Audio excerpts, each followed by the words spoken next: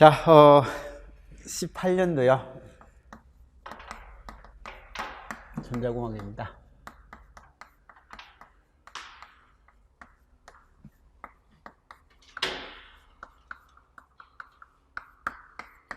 어제 시험을 우리가 봤는데, 시험 문제가, 일단 전자는 조금 거기 짧은 시간에 풀기가 힘들었던 문제가 몇 문제 있어가지고, 사실 고득점을 하기는 쉽진 않았던 것 같아요. 근데 어떤 친구는 고득점을 했더라고요. 한 개 틀렸다고 그렇게 이야기를 하던데, 이런 것 한 개 틀리기가 쉽지 않는 과목 같아요. 제가 봤을 때. 그래서 짧은 시간 안에 이렇게 해내기가 쉽지 않았는데, 어쨌든 그 친구 빼고는요, 다들 그냥 고만고만하게 한 80점 수준요. 공부를 적당하게 잘 했으면 80점이고, 이제 또 시험이라는 게 항상 다른 과목들, 특히 이번에 국어, 영어, 국사가 시간 전략을 못하게끔 그렇게 문제가 나와가지고 우리 쪽 보는데 많이 힘들었을 겁니다. 아마 전자하고 무성공학을 먼저 보고 국어, 영어, 국사를 나중에 보신 분들이야 뭐 그냥 평타 수준이 나왔겠지만, 국어, 영어, 국사를 먼저 하고 전자를 하고 무선을 나중에 하신 분들은 아마 점수가 고득점 받기가 힘들었던 그런 시험이었던 것 같습니다. 그리고 전자 자체만 봐도 뭐 예년에 비해서 뭐 많이 어려웠다는 건 아닌데, 한 두세 문제가 좀 기발하게, 그러니까 평상시 생각하지 못했던 형태로 문제가 나온 게 있어 가지고 그게 약간 힘들었을 것 같아요. 그거 빼고는 무선 같은 경우에는 사실 아주 뭐 평이하게 나왔던 형태 같은데, 전자는 약간 이제 힘들었던 것 같습니다. 자, 같이 한번 보면서 문제 정리를 해보도록 합시다. 문제 1번입니다. PCM 방식에서 기억과 니온의 값을 냈는데, 이건 가장 기본 문제죠, 그죠? 그래서 최대 사용 주파수 FM이죠. FM이 10kHz로 대역 제한된 신호를 왜곡 없이 복원할 수 있는 최소 샘플링 주파수, 이건 나이키스 주파수고 EFM이고, 그죠?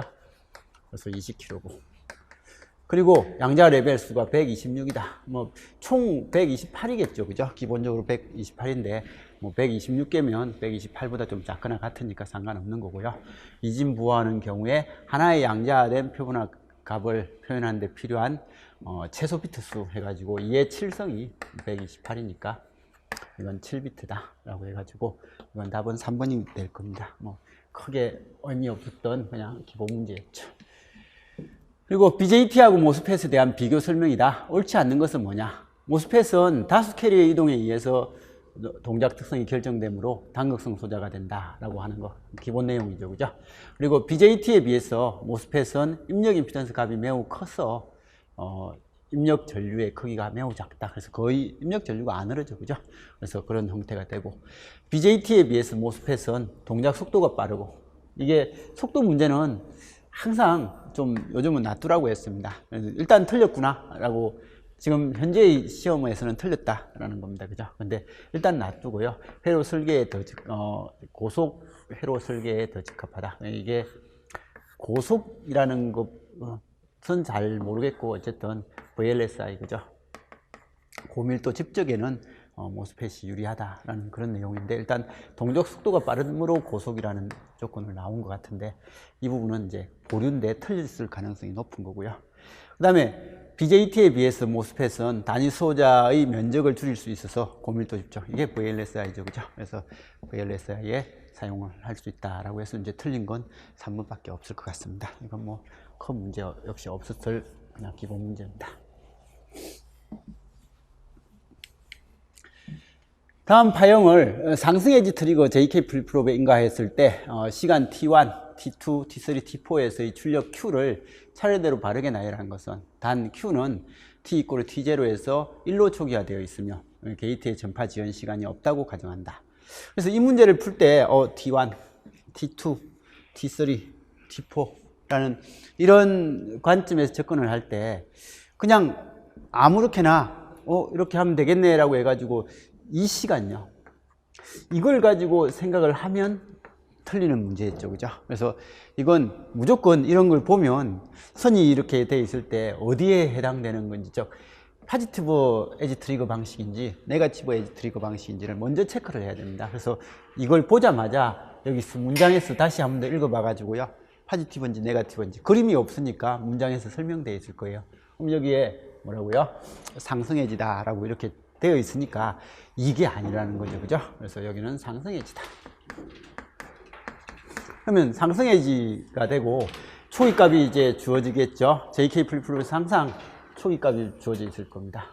그래서 1로 초기화되어 있습니다. 1로 초기화되어 있었고, 그러면 게이트에 전파 지연이 없다고 가정을 했을 때 이제 차례대로 하면 됩니다. 그럼 JK에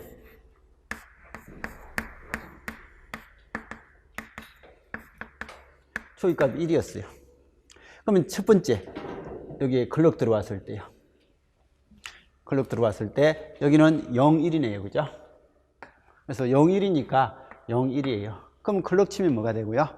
리셋이 되니까 여긴 0이 되겠죠. 그죠? 그래서 이건 0이다. 여기가 0인 거예요. 그럼 여기는 0이면 여기는 상태 유지만 되는 거예요. 여기는 상태 유지만 되니까 0이다. 그래서 0이 됐다. 그럼 두 번째는요, 클럭 치는 순간은 1, 1입니다. 그죠? 그래서 1, 1입니다. 그럼 1, 1이 들어왔을 때 클럭 치면 반전이죠? 그래서 상태 반전이 되니까 0이 되니까 1이 되더라. 그럼 여기도 1이더라. 그러면 세 번째 클럭 칠 때는요, 0, 0입니다. 0, 0은 상태 유지예요. 상태 유지가 되니까 여기는 1이 될 거고, 그럼 여기도 1일 거고, 그죠? 그리고 이제 1, 0입니다. 1, 0이니까 셋이네요. 그죠? 셋이니까 1이다. 라고 해가지고 역시 1이 돼서 여기 1이다. 그래서 답은 0111이라는 이런 아주 간단한 형태가 되는데, 이게 상승해진지 하강해진지를 정확하게 판단을 안 하면 틀렸을 수 있나요? 있겠죠. 그죠? 그래서 첫 번째 여기를 판단했으면 11이니까 여기까지는 답이 맞네요. 그죠? 그러니까 답이 맞고, 그 다음에 두 번째 00이 되니까 상태 유지가 되고, 이런 식으로 해서 이게 틀릴 수 있는 겁니다. 그래서 항상 이런 것들은 조금 주의를 해 주셔야 되는 부분이죠.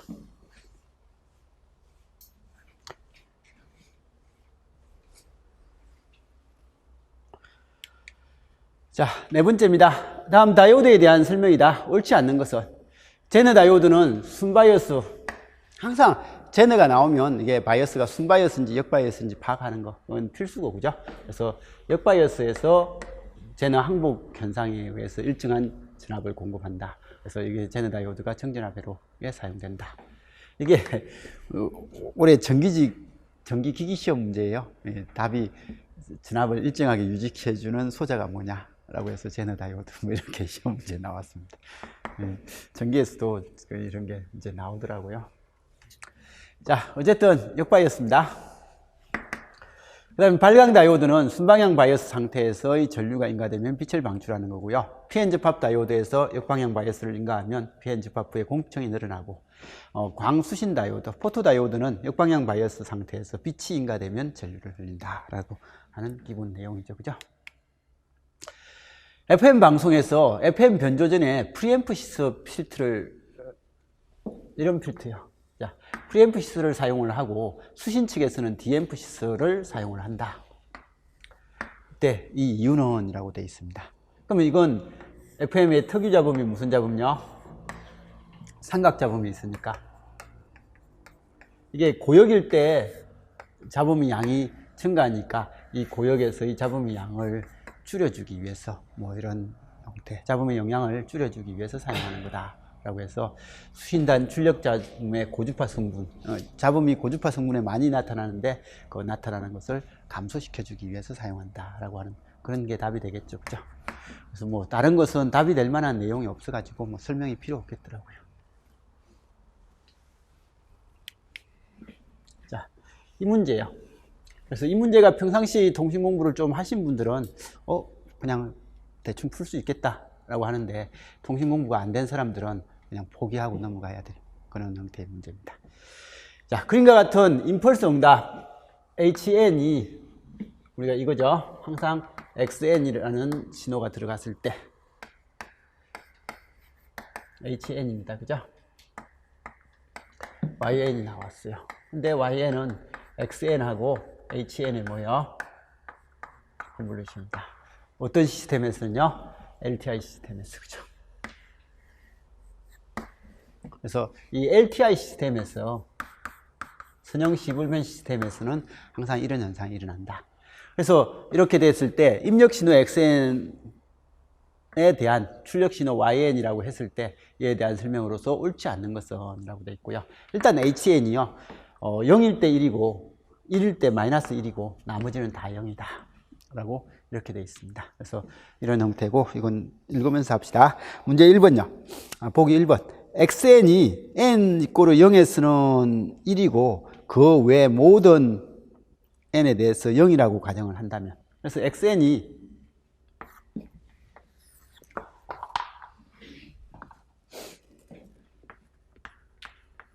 이거죠. 이때만 1이고 나머지는 다 0이라고 가정한다면 그러면 지금 이제 Y1은요. Y1은 이건 Y에는 이건데 Y1은요. 이건 뭐가 돼요? 이건 인테그랄 마이너스 무한대에서 무한대까지 얘는 XN이고 그죠? X타우라고 할까요? XK라고 할까요? XK에 H에 뭐야? M-K 이렇게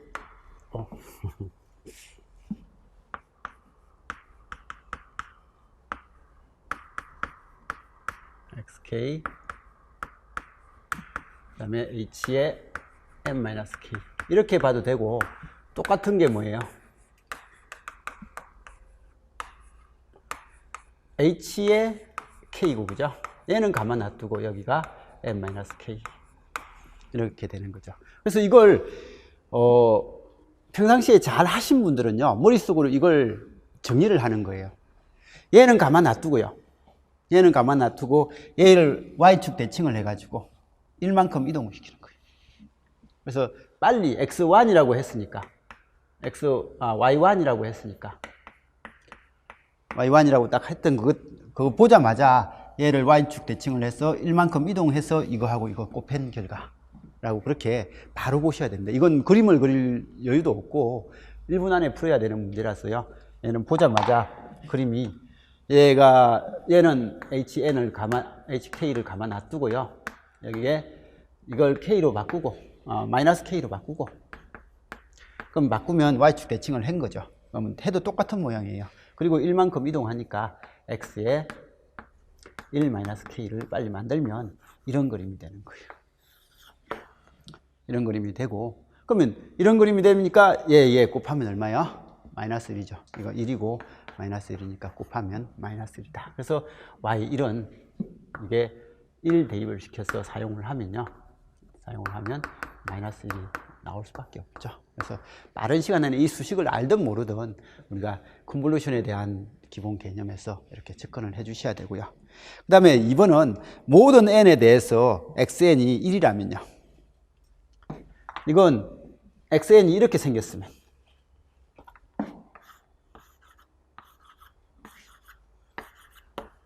모든 n에 대해서 1이죠. 그죠? 이렇게 생겼으면 이게 컨볼루션 하면요.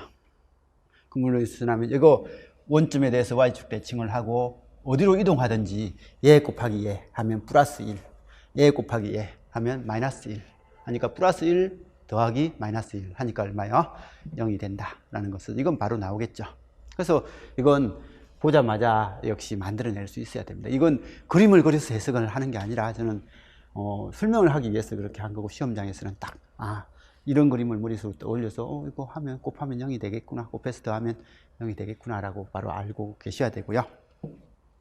그 다음에 3번하고 4번은요 입력 신호 XN이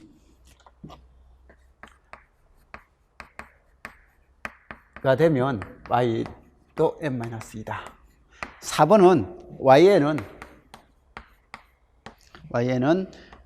X에 M 플러스 1의 영향을 받는다라고 되어 있는데 이건요 LTI 시스템의 정의예요. 일단 이 정의는 시불변을 나타내는 부분이죠. 그래서 이 3번 정의는 시불변성이다 라는 거. 우리 시변성 해가지고요 시불변이라고 한다는 말은 어떤 신호 XT가 있으면 그 XT를 T 제로만큼 시간 지연시킨 x의 t-t0를 시스템에 집어넣어 가지고요. 시스템에 집어넣어서 y를 만든, yt를 만든 이런 형태의 출력과 그 다음에 신호가 이걸 지금 이제 시스템에 집어넣는 거예요.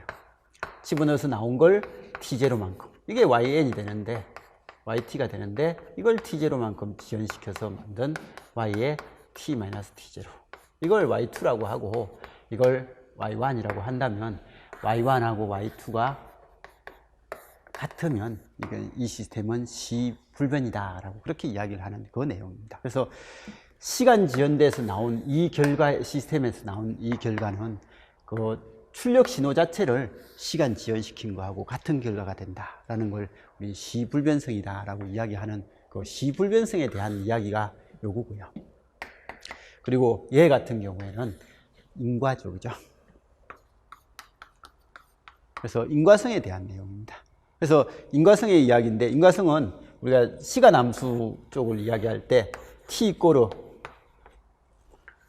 때 t=, 0을 기준으로 한 이 시점에서 이 과거 시간이 현재에 영향을 주는, 이게 현재고 이건 과거예요. 그래서 과거가 현재에 영향을 주는 것은 인과성이 존재하는데 미래가 현재에 영향을 준다라고 하는 것은 인과성이 존재하지 않는다 라고 이야기해가지고, 인과가 되려면 과거 시간이 현재에 영향을 줘야만 인과가 된다라고 했던 거고, 이건 잘 보면요, 미래 시간이 현재에 영향을 준다라는 그런 말을 하고 있으니까 이건 비인과에 해당되니까 이 L타입 시스템은 인과성이 만족돼야 되고 안정성도 만족돼야 되고 그 다음에 선형이었고 그 다음에 시불변이라는 이런 것들이 만족되는 시스템을 LTI 시스템이다 라고 이야기를 하니까 이 4번이 틀린 겁니다. 그래서 4번이 틀린 건데, 이런 건 진짜요, 딱 보고 통신에 대한 기본 개념을 알고 있으면 상관없는데 그게 알고 있지 않으면요 1분 안에 풀기가 참 쉽진 않는 문제 같습니다.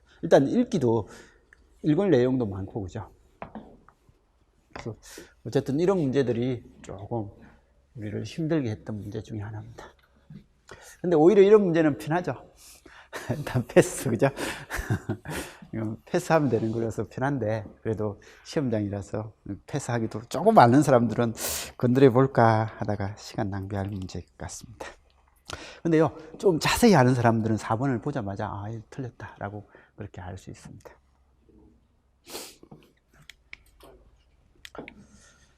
자, 다음 차동정폭기 회로에서 입력 임피던스 G인과 출력 진압 Vout은 어떻게 되냐라고 되어 있습니다. 단 BJT는 서로 동일하고, 그 다음에 BJT의 전류 정폭률 베타는 100이고, 그 다음에 교류 에미트 저항 R2-는 25입니다.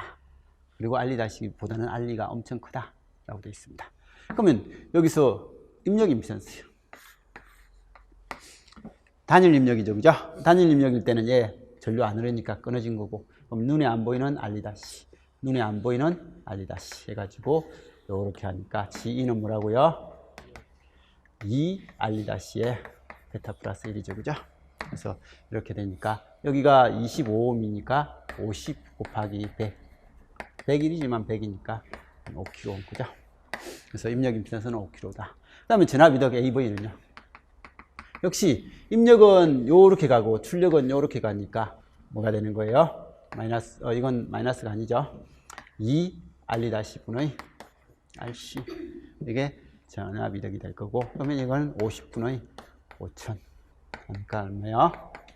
100이라는 전압이득이 나올 거다. 이건 그냥 기본 문제죠, 그죠? 그래서 이게 차동용 폭기 문제지만 우리는 기본적으로 이런 것들은 다 나와줘야 됩니다.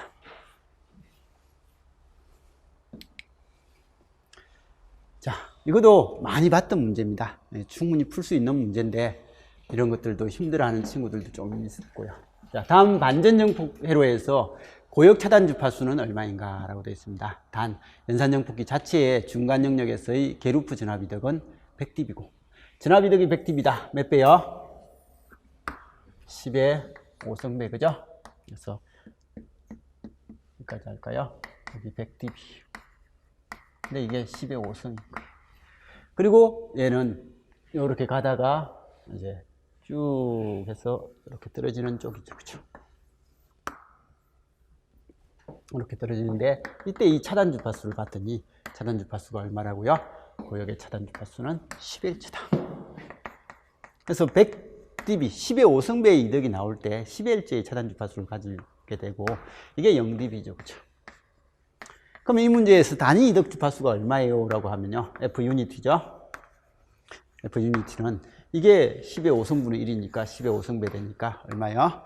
1메가. 이게 단위 이득 주파수가 된다라는 그런 내용이고요. 근데 지금 이제는 이득이 얼마요? 100km에 1메가니까 AV가 마이너스 100이죠. 100배입니다.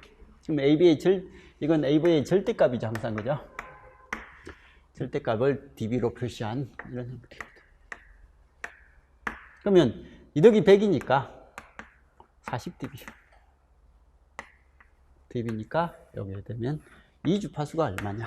라고 물어봤으니까 얘는 10의 3승분의 1이죠. 그죠? 그럼 여기는 10의 3승배가 될 거다. 라고 하는 이런 내용이니까 10Hz가 몇 킬로요? 10kHz가 된다. 이건 우리가 맨날 하던 기본 문제의 형태니까 역시 그냥 보자마자 답을 낼 수 있었던 문제입니다.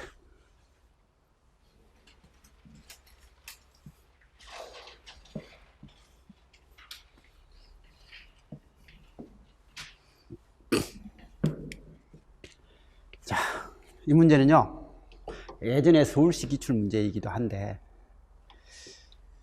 사실 우리 쪽 시험 문제에서는 약간 안 나왔으면 싶었던 문제인데, 제가 이건 전기 쪽에서는 맨날 수업을 하거든요. 전기 쪽에서는 이건 그래도 혹시 모르니까 좀 열심히 해라 라고 하는데, 우리 쪽은 일단 서울시 기출문제예요. 서울시도 이거보다 훨씬 간단하게 해서 나왔는데, 이제 이게 우리 국가직 기출문제가 돼버렸어요. 어쨌든 알아서 보세요. 자, 최대 전력 전달 조건 들여다보면요, 전원 없다. 4하고 6하고 정렬이네. 2.4. 답이 없네. 그럼 이거 직렬인가? 10. 그래서 했는데 답도 틀렸죠. 그죠? 그래서 이런 거야. 그래서 우리 거기 기초전기전자 하면서요, 이게 기초전기전자에서 한번 했을 거예요. 그래서 종속 전원이 들어있을 때 최대 전력 전달 조건. 그래서 걔는 그냥 잘 안 보인다. 그래서 잘 안 보이는데 그러면 어떻게 하면 되는데? 라고 하면 우리가 두 가지 방법이 있다. 하나는 VOC하고 ISC를 구해서 이 RTH는 ISC분의 VOC다. 이렇게 구하는 거고, 하나는 VT를 강제 입력을 해가지고 IT를 구해서 이제 VT하고 IT 비율로서 사용을 하고 대신 독립 전원은 제거. 이 두 가지 방법 중에서 편한 건 아래쪽이에요. 아래쪽이 편한데 제가 수업할 때는 대부분 위쪽으로서 이렇게 우리는 회로를 노드 방향 세워보고 이렇게 하는 연습이 필요하니까 그건 위쪽을 많이 했습니다. 자, 그러면 일단 VOC요. 부하 개방하고요. 이 양단지나 VOC가 VAB예요. 그러면 VOC를 그냥 V라고 한다면요, 여기는 2V예요. 2V가 되면 이걸 로드 방정식을 세우면요, 로드 방정식 2전류 4분의 V, 2전류 6분의 여기가 V고요. 이거 뒤쪽에 있다고 하면 6하고 2V죠. 그죠? 그래서 V 빼기 6 더하기 2V는 0이다. 라고 해서 여기서 그냥 노드 방정식 세운 거예요. 이 VOC니까 개방됐죠? 개방시켜 놓고요. 그러면 이렇게 노드 방정식 세우면 양변에 24 곱하면 되나요? 12 곱하면 되나요? 그래서 이게 이쪽은 3, 이쪽은 2 곱하면 되나요? 그러면 3V 플러스 2V 마이너스 여기 12 플러스 마이너스 4V는 0이다. 라고 이렇게 하면 되죠. 그죠? 그래서 이렇게 되고, 그러면 다 하니까 그러니까 V는 얼마가 나와요? 12V구나 라고 이렇게 나옵니다. 이 VOC인 거예요. 그 다음 두 번째는 ISC를 구해요. ISC를 구할 때는 부하를 단락시키고요. 단락시켜 버리니까 VAB가 0이 돼요. 그럼 이 진압도 0이 돼버려요. 그럼 전압이 0이 되니까 0이고, 그러면 이건 단락이고 저항이니까 모든 전류는 이렇게만 흐르겠죠? 이렇게만 흐를 거니까 ISC는 얼마요? 이건 6분의 6V. 이게 끝이죠, 그죠? 그래서 아무도 없으니까. 그래서 이게 1A.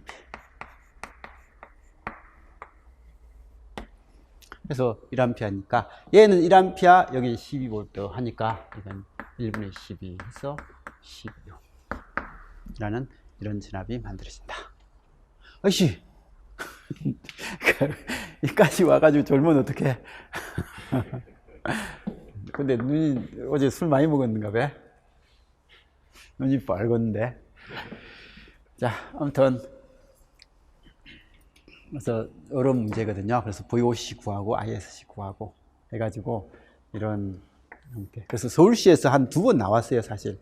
근데 그때 문제 공개가 안 될 때 나와놓으니까 학생들이 이런 문제가 나와가지고 종속 전원도 있고 해가지고 RTH 구하라고 했는데 못 구하겠다고. 답이 분명히 들여다보면 되는 줄 알았는데 들여다보니까 답이 없더라고. 학생들이 그런 이야기를 많이 했었거든요. 그래서 많이 했었는데 정확하게 처음 보는 문제니까 학생들이 문제를 복원을 못 해주더라고요. 복원을 못 해줘가지고 못 집어넣는데 이제는 뭐 이런 문제 정도는 풀어내실 수 있어야 될 것 같아요. 그래서 어쨌든 ISC는 빠른 시간에 나오잖아요, 그죠? 조건을 조금만 알면. 그래서 VOC 이 정도 푸는 거 시간 많이 걸릴 것 같지만 충분히 해볼 만한 그런 형태의 내용입니다.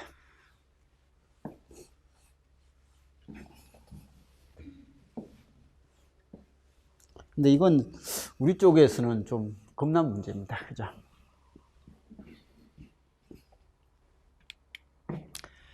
자, 이거요.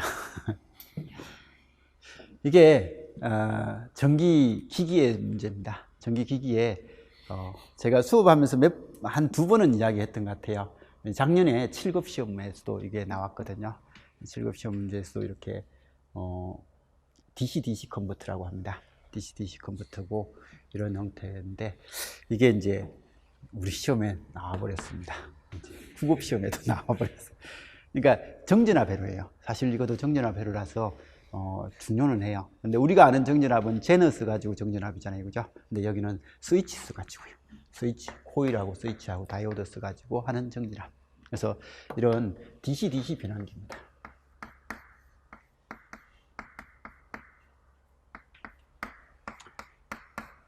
이건 벅하고요, 부스트하고, 세 번째 벅 부스트. 우리는 이것만 알면 될 것 같아요. 축이라는 애가 있는데 뭐 이렇게 돼 있네요. 하여튼 사람 이름이던데요. 그래서 이런 컨버터 네 종류가 있는데 그냥 결론만 합시다. 얘는 강압력. 이게 의미가 있는지 모르겠네요. 얘는 승합력. 여기는 승합도 가능하고 강압도 가능한. 얘도 승합, 강압이 전체 다 가능한 그런 형태고, 이때 VO는요, 우리는 공식은 이것만 알면 되는데 이게 설명이 필요한지 모르겠습니다. VO는 D의 V입니다. 여기 VO는 1-D의 V이고요. 여기 VO는 1-D분의 T의 V이고요. 여기도 똑같이 되는 거예요. 그래서 우리는 이 세 가지를 알아야 되는데, 어쨌든 작년 7급 기출 문제도 이런 기본 개념을 알아야 되고, 올해 이제 9급 시험 문제도 이 개념을 알면 됩니다. 근데 이걸 알아도요, 이 그림이 여기 중에서 뭔지 모르면 못 풀죠, 그죠? 그래서 일단은 우리는 이건 이제는 이게 나왔으니까 이론하면서 말씀드릴게요. 이론하면서 말씀드릴 거고, 지금 이 그림은 부스트예요. 그래서 이 그림이 부스트다라고 하는 거, 이건 이론하면서 나중에 이제 내년에는 이 정리를 좀 해야 되겠죠, 그죠? 이론하면서 하든지 아니면 문제풀이 하면서 이걸 이론 정리를 좀 하든지 그렇게 나갈 겁니다. 그래서 이게 부스트고, 전기 하는 사람들은요, 이거 바로 맞춰줬어요. 맨날 하니까. 근데 우리는 못 맞추는 문제입니다. 그래서 답이 이거예요. 그러면 지금 듀티가 얼마예요? 0.5죠. 1 빼기 0.5니까 0.5죠. 0.5분의 부인 하니까 2배의 부인이죠. 그죠? 그래서 그냥 2배의 부인, 그게 끝이에요.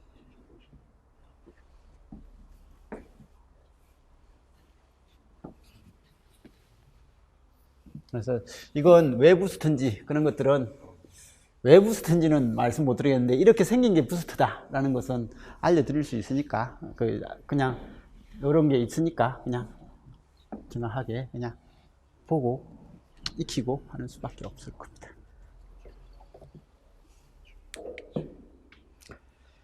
자, 이건 뭐 문제는 괜찮죠, 그죠? 이건 뭐요? C 곱하기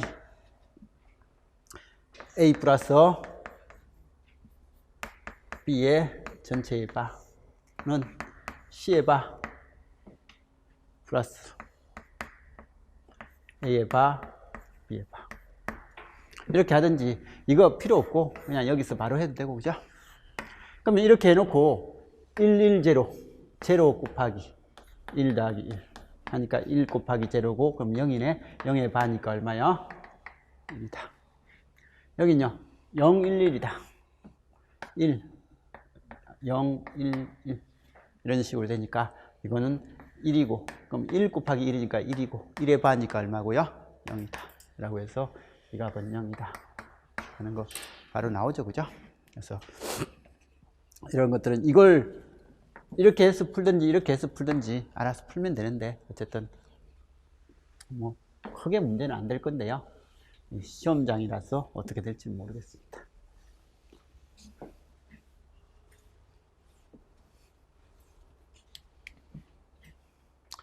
자, 다음 BJT의 커먼 컬렉트 정폭 회로에 대한 설명이다. 옳지 않는 것은 단 이 정폭기는 중간 주파수 대역에서 동작하고 있다고 가정을 한다. 역시 한번 읽어볼까요? 12번에 전압이득은 1에 가깝다. 맞나요? 이건 전압이득은 1이죠, 그죠? CC니까. 그 다음에 두 번째는 높은 입력장을 가지고 있어서 버퍼 역할을 할 수 있다. 이게 입력 임피던스는 크고 출력 임피던스는 작고 전압이득은 약 1인 그런 버퍼죠, 그죠? 전압 버퍼 역할을 한다. 커패시터 C1하고 C2는 직류 신호를 차단하는 데 사용한다. 결합 커패시터죠, 그죠? 그래서 결합 커패시터니까 직류 신호 차단, 교류 통과. 그 다음에 출력 신호는 입력 신호하고 180도 이상차가 난다 라고 했는데, CC는 입출력 전압에 이상차가 없다. 뭐 그런 개념에서 맨날 했던 내용이죠, 그죠? 그래서 이건 틀리진 않았을 것 같아요. 읽어만 봤으면요. 자, 이 문제는요, 보자마자 답은 이거 뭐 이렇게 나오지 않으면 한참 봐야 될 문제예요, 그죠?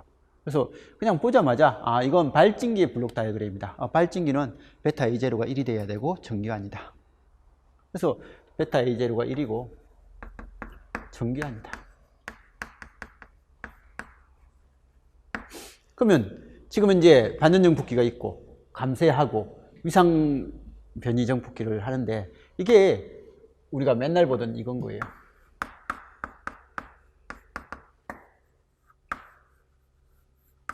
이게 반전정폭기고요. 그 다음에 여기에 감쇄기가 있는 거예요.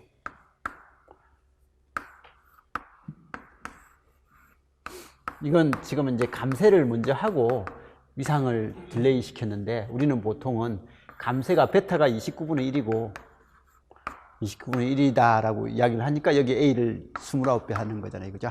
그러면서 여기 위상이 딜레이가 된다, 위상이 180도로 이동시킨다 라고 해가지고 사용하는 거예요. 그래서 지금 이 두 개가 한꺼번에 우리가 했던 이 3단으로 했던 이런 거, 이게 지금 이제 이 두 개의 합의 내용일 뿐이에요. 그래서 이게 지금 이제 이득을 나타내는 거고 위상이 180도 하는 거고, 그래서 이득을 나타내는 거고 위상이 180도인 거예요. 그럼 감쇄기의 크기가 100분의 1로 감쇄했다는 거죠. 베타가 100분의 1이고, 그러면 여기는 위상 변이는 이득 이게 변화가 없는 거고, 그죠? 그러면 이건 두 개의 위상차가 되니까. 이게 다단어로 되어 있을 때는 그냥 곱하면 되거든요. 그러면 A 곱하기 0.01 곱하기 1. 위상은요, 180도 플러스 0도 플러스 세타라고 해가지고, 이게 우리가 루프 이득은 1이어야 되고, 그죠? 그리고 정기한이 돼야 되니까 이게 0도나 360도가 돼야 되죠. 그래서 360도가 돼야 되니까 그냥 보자마자 답 이거 이렇게 나오지 않으면 이거 고민을 했을 문제입니다. 그래서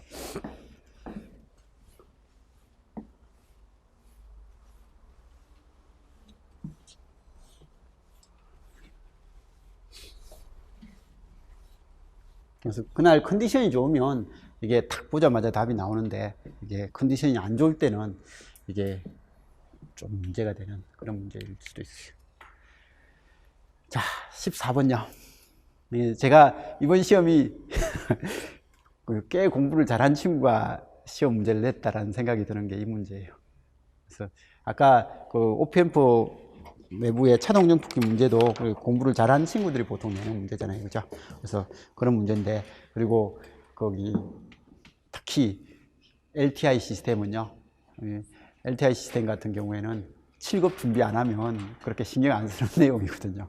그래서 그런 친구가 문제를 낸 것 같은데, 이것도요, 요즘 7급 시험 문제에서 이제 나올 수 있는 그런 형태의 문제 같아요. 아니면 공무원 전자회로에서 나올 수 있는 문제 같고요.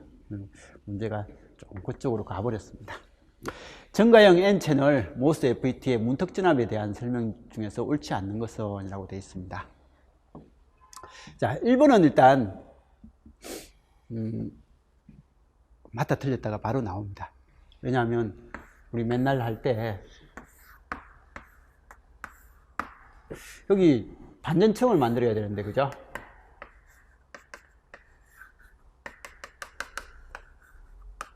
반전층을 만들려면 여기 전하가 빨리 많이 밀어내야 돼요. 확실하게 밀어내려면 여기 도핑 농도가 높으면 밀려가는 애가 작을 거니까, 그러니까 밀어내기가 힘드니까 좀 진압이 더 높이 사용돼야 된다라고 해가지고, 도핑 농도가 크면 클수록 무턱전압이 증가한다라는 그런 내용은 한번 좀 봐주시기 바라고요. 그 다음에 채널 폭이 좁아질수록, 그 다음에 채널 길이가 짧아질수록 문턱진압이 어떻게 된다라고 그렇게 되어 있습니다. 그래서 그렇게 되어 있고, 그 다음에 소스하고 드레인 간에 전압이 증가할수록 문턱진압은 감소한다라고 그렇게 되어 있고요. 근데 소스하고 드레인 간의 전압이 커지면요, 여기는 같이 접지니까요, 기판하고 소스는 같이 접지를 보통 하니까 여기는 공층이 그냥 기본 공층만 만들어져요. 근데 여기는요, 여기는 이 전압이 커지니까 여기에 P고 이게 N이니까 역방향이 어떻게 된다고요? 커져요. 그러면 공층이 넓게 돼요, 여기가. 그러면 유효 채널 길이가 어떻게 된다고요? 짧아져요. 짧아지니까 얘는 드레인하고 소스 사이의 전압이 증가하면 증가할수록요, 유효 채널 길이가 짧아지는 효과가 생기고, 이 짧아지면 3번하고 똑같은 거예요. 그래서 사실은 3번하고 4번이 개념적으로 같은 내용일 수 있겠다라고 볼 수 있으면 답을 그래도 내는데 크게 지장은 없는데, 이게 사실 힘들 내용입니다. 그래서 이건 반도체 공학 책을 찾아보고 막 정리를 하지 않는 이상은 힘들어요. 그래서 지금 소스하고 드레인 사이의 전압이 증가할수록 문턱전압은 감소하더라 라고 하는 게, 이게 맞다면 채널 길이가 짧아질수록 문턱전압은 감소하더라, 이 둘은 항상 같은 말입니다.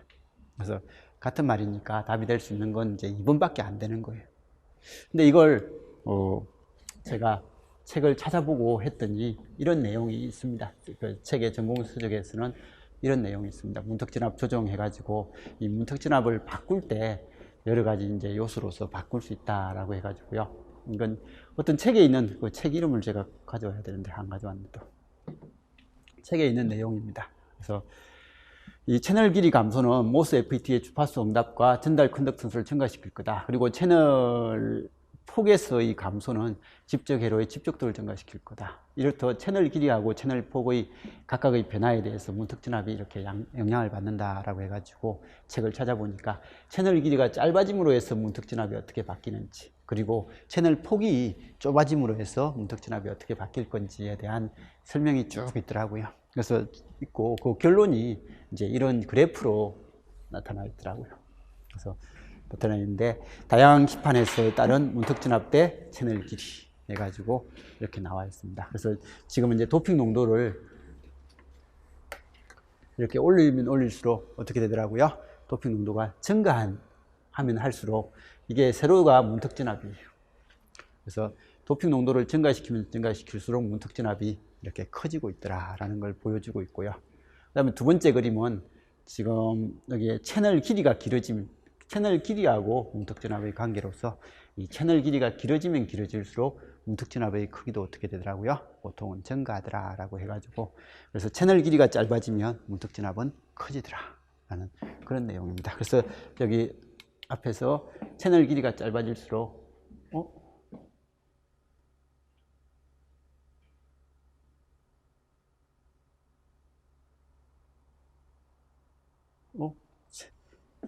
이게 답이 틀렸나요? 답이 몇 번이죠? 이게 채널 길이가 짧아질수록 문턱진압이 어떻게 되죠?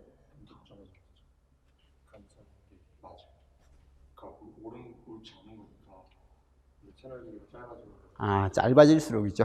제가 그래프를 했었거든요. 채널 길이가 이게 짧아질수록이라고 생각했어요. 짧아질수록 순간 당황했습니다. 분명히 맞았는데 왜? 채널 길이가 짧아지면 짧아질수록 문턱진압의 크기가 어떻게 되더라고요? 이렇게 줄어들더라라는 이런 내용으로서 나와 있습니다. 그리고 이제 얘는 채널의 폭이에요. 채널의 폭이 작아지면 작아질수록 문턱진압은 차츰차츰 어떻게 되더라고요? 이렇게 커져 올라가더라 라고 해가지고 이 채널의 폭과 문턱진압의 관계가 이렇게 되더라. 그리고 이제 이 두 가지는 특히 중요하니까요. 이 단 채널이고, 그죠? 채널 길이가 짧아지면 짧아질수록 문턱진압은 줄어들고, 이 채널 폭이 작아지면 작아질수록 문턱진압은 커지더라라고 해가지고, 이 두 개의 결론은 그냥 암기합시다. 암기해놓고, 올해 이게 9급에 나왔으면 7급에도 나올 수 있는 내용이고, 그 다음에 전자회로에서도 나올 수 있는 내용, 공무원 전자회로도 나올 수 있으니까, 이런 것들은 조금 정리를 해 놓으시기 바랍니다. 그래서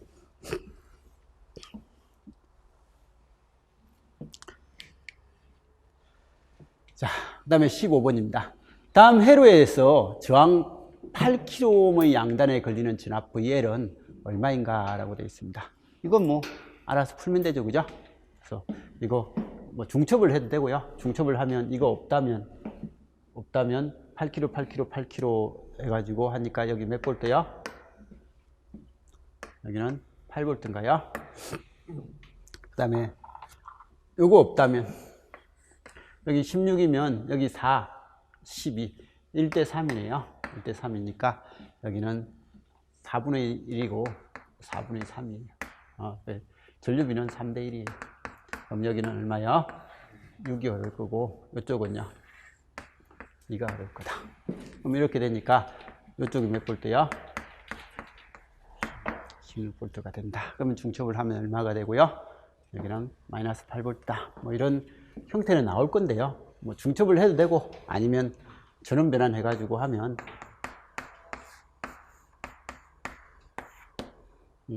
이거는 올라가고, 그죠? 여기 4가 될 거고요. 이건 16, 4니까 4죠, 그죠? 8이다. 그러면 이건 내려가는 4가 있나요? 그래서 4가 있는 이런 형태고, 이거 다시 전원 변환하면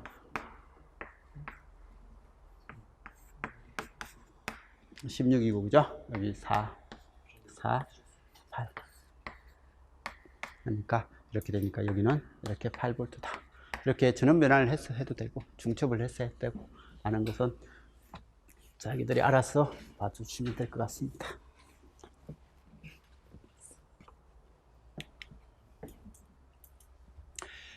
어, 16번입니다. 다음 차단 주파수가 FC인 2급 능동 필터 회로에서 R1과 R2를 각각 2배씩 증가시켰을 때, 이때 주파수 응답 특성의 변화로서 옳은 것은이라고 되어 있습니다. 단 점수는 다음 회로에서 주파수 응답 특성이고, 실수는 R1과 R2를 각각 2배 증가시킬 때 주파수 응답 특성이더라 라고 이렇게 되어 있습니다. 그러면 이거요. 이건 능동 필터인데 어떤 필터죠? 이건 로우 패스 필터예요. 근데 2차 필터예요. 이 2차 필터의 차단 주파수 FC는요. 2파이 루트 R1, R2, C1, C2분의 1인 거예요. 그래서 이런 차단 주파수 FC가 FC0라고 해가지고 있었습니다. 근데 이렇게 사용하고 있다가 이때 R1과 R2만 2배씩 증가했다는 거죠. 얘도 2배 증가시키고 얘도 증가시키니까 FC-는요. 이게 2가 되니까 2에 이게 2R1, 2R2가 되잖아요. 그죠? 그럼 2가 나오니까 이렇게 되고 이건 2분의 FC1이죠. 그죠? 제로죠. 그죠? 그래서 FC가 반으로 줄더라라는 거고 로우패스 필터죠. 그래서 일단은 로우패스 필터니까 그림은 이거예요. FC0가 요런 필터였다면 이런 필터에서 FC-는요. 필터의 차단 주파수가 반으로 줄어드니까 2분의 FC0 이게 FC-죠. 그죠? FC-가 이렇게 될 거고 그림이 이런 모양으로 바뀌었다라는 게 이제 변화된 형태죠. 문제는 불편해 보이지만 아주 편한 문제 형식입니다.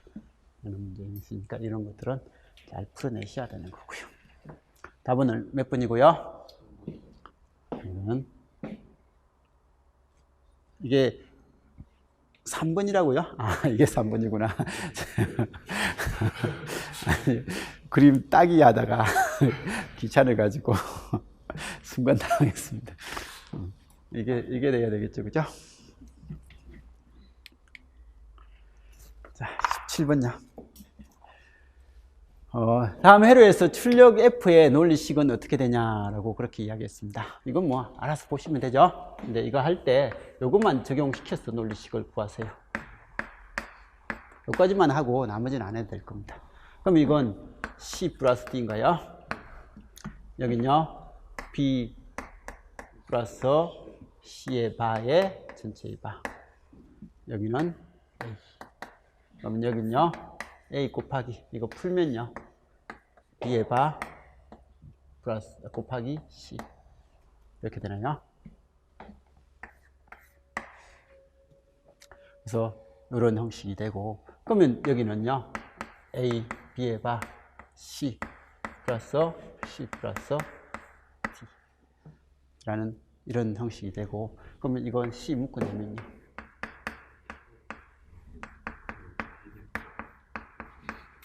그러니까 이건 1이고 C 플러스 D다 이런 형식이 되죠. 그죠? 그래서 문제는 뭐 크게 문제는 없을 겁니다. 그래서 이거 안 하고 하면요 좀 푸는데 걸리는 시간이 좀 더 걸릴 겁니다. 그래서 이거 정도는 맨날 우리 수업하면서도 했으니까 좀 해보시기 바라고요.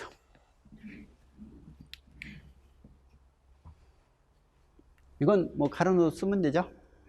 그래서 귀찮으면 이건 무조건 가로로 5개만 되면요 크게 묶일 거니까. 근데 딱 답을 보면 답고를 보면요 아 여기는 4개가 공통인 게 있다 라고 그걸 찾아봐도 돼요. 그래서 답고를 보면 4개가 공통인 거 여기는 Z바 Z바가 2개가 있으니까 안 되고요. 그 다음에 X바가 2개가 있으니까 안 되고 Y바가 하나밖에 없으니까 Y로 묶일 겁니다. 그래서 Y로 묶으면요 이건 XZ, X바, Z바, 여기 X바, Z, XZ, 이건 아니죠. 이건 XZ바 해가지고 쭉 하면 1이죠. 그죠? 그리고 이건 이제 X, Y바, Z. 근데 이건 X, Y바, Z가 나왔을 때 이건 Y 묶어내고 나서요. Y 묶어내고 나서 또 정의를 해야 될 게 뭐죠? 이게 Y바가 하나밖에 없으니까 나머지는 어떻게 묶으면 되죠? Y바 Z가 어느 XYZ하고 하면 되나요? 요렇게 묶으면요. 이렇게 묶으면 XZ고 이게 Y 플러스 Y바. 이렇게 해서 이건 XZ가 되죠. 그죠? 그래서 이런 형식이 될 거니까 대충은 풀 수 있을 겁니다. 근데 이렇게 봐도 되는데 시험장이 되면 이렇게 보는 것보다는 가르노드가 더 수월할 거예요. 그래서 빨리만 할 수 있으면요. 가르노드를 그러니까 빨리 그리는 연습을 하는 게 좋은 것 같아요. 이게 칙칙 긋고 이렇게 하는 것만 하면 이거 생각하는 것보다 훨씬 머리를 안 써도 되니까 마음 편하게 할 수 있거든요.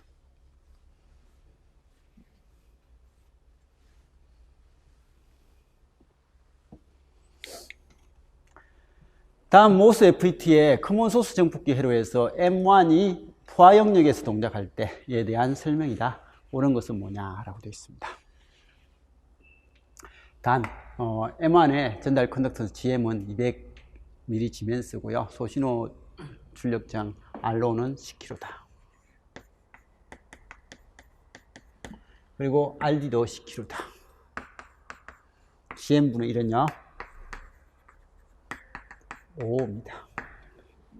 그래서 이렇게 되어 있습니다.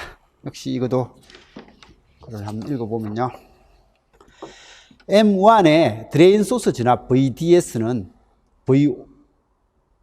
VOV보다 작다라고 되어 있는데 VDS가 VOV보다 작다.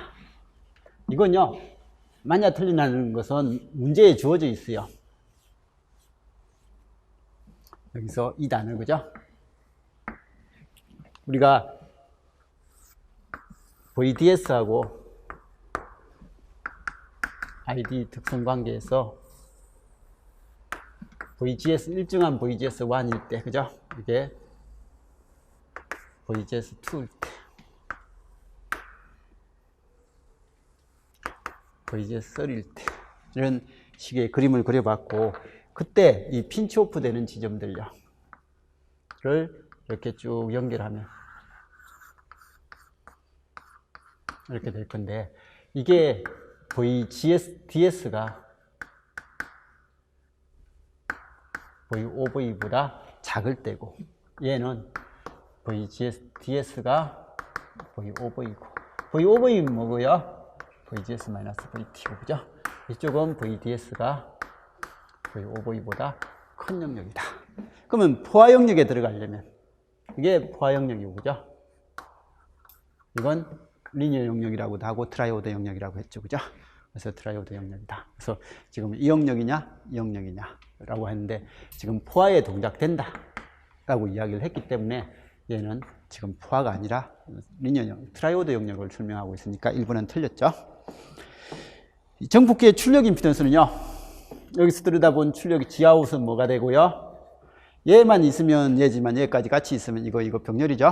그래서 지하우스는 이거 두 개 병렬이다. 1kg다. 5kg가 돼야 되겠네. 그죠? 10kg가 아니고. 자, 그 다음에 V1의 원리 진압이 20V라고 한다면요. 드레인 저항 ID는 2mA다. 이건요. 원리 이펙트 이야기할 때 제가 수업 시간에 이 그림보다는 사실은 이거보다는 이건 별로 안 맞아요. 근데 더 맞는 것은 TR 쪽에서 맞아요. TR 쪽에서는 이게 세츄레이션 리전이 아주 작고 이렇게 되고 이 진압이 0.7V보다 조금 크거든요. 근데 이게 뭐죠? 이 모스펫에서는 이 진압이 뭐 3V도 되고 4V가 돼요.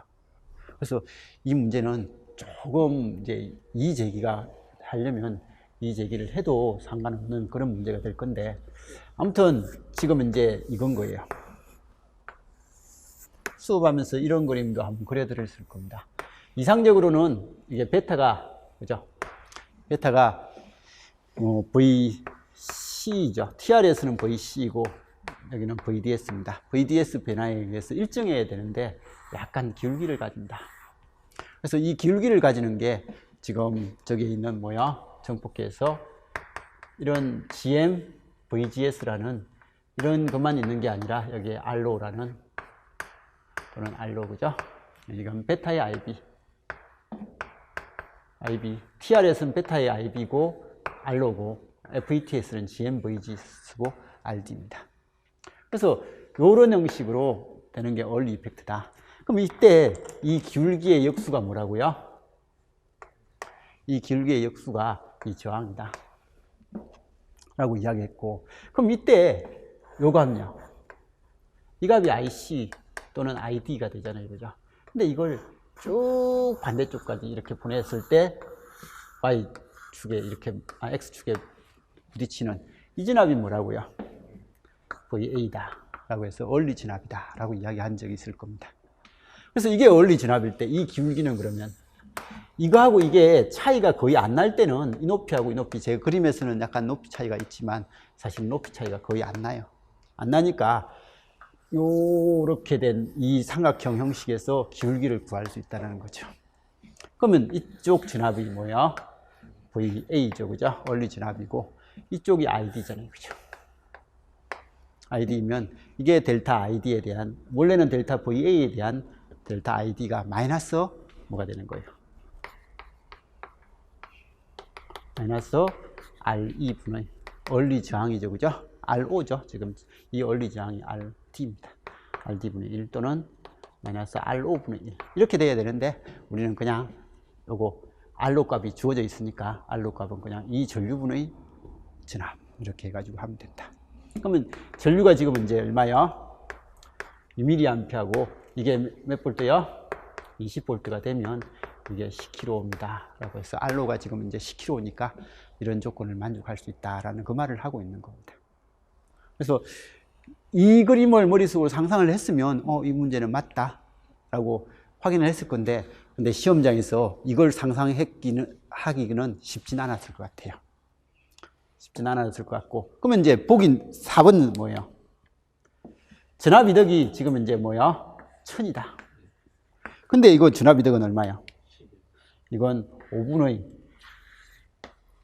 1000 하니까 5분의 5kg 하니까 1000이죠. 그러면 이렇게 되니까 전압이득이 이거는 30dB라고 적혀 있네요. 60,000인데 제가 말을 잘못했네. 전압이득이 5분의 5kg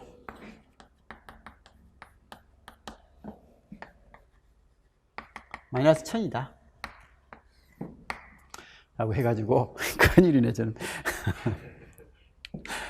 그래서 이렇게 해가지고 이건 마이너스 60dB죠, 그죠? 60dB다 라고 해가지고 60dB 뭐 이렇게 나와야 됩니다. 그래서 이건 30dB가 아니라 60dB다 라고 하는 게 틀렸으니까 답이 3번밖에 될 게 없거든요. 근데 3번밖에 될 게 없어도 이 문제는 3번을 잘 모르기 때문에 일단 이건 띄워야죠, 그죠?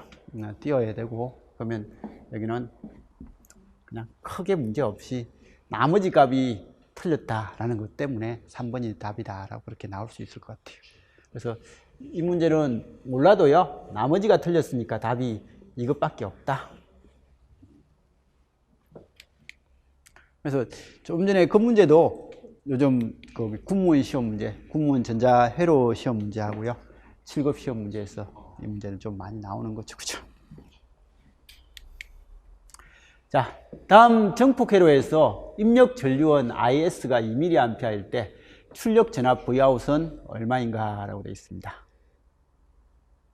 이건 문제 아주 단순했죠. 여기는요, 이 전류가 없어요. 그러면 2mA가 이렇게밖에 안 되니까 여기 2V예요.